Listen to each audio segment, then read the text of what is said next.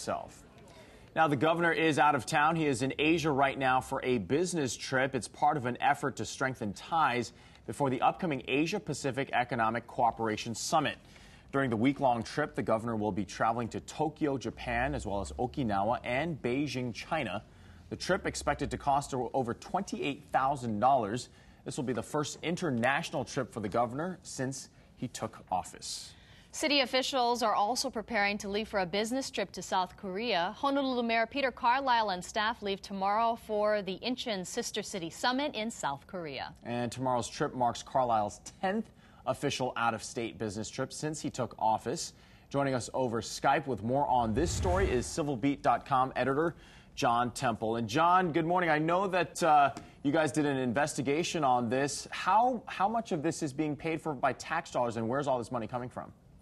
Well, it's a mix, and he's very careful about being clear about the dollars, and he tries to get donations to pay for most of these trips. So it's really less a financial issue unless you're concerned about where the money, the fact that he's getting the money for the trips as gifts, as the mayor is spending a lot of time out of state on official business. I mean, 1/6 of the days. Tomorrow marks his first year in office, and he's been gone for about 64 days. Now, many of these are essential. You know, he goes to Washington for rail, for example, but he's doing a lot of diplomacy. Just to give you some context, this is Governor Abercrombie's first trip on an international trip since he took office, and Mayor Carlisle has been to many places prior to Governor Abercrombie's trip. But, John, just to be fair, you know, the mayor says that these trips are important to get face-to-face meetings and to show that Hawaii is a place of doing business. So there is another side to the story, right? Absolutely. We're not trying to point out that there's something wrong with what he's doing.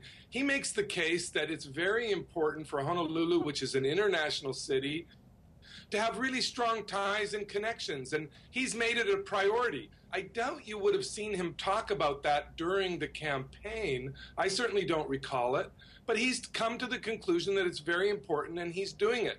We're just pointing out that he's traveling a lot, and it is something, it's something unusual. It wasn't something that we expected, I don't think. And John, have we seen mayors in the past doing the same thing, or is he taking more trips than mayors in the past? You know, we haven't really gone back to look, and I think it varies by time. I think one thing that's very important to remember is the context. Carlisle will be the mayor during the APEC summit. It's very critical that that summit be successful. It'll help Honolulu, or the expectation is it will help the city in the long run.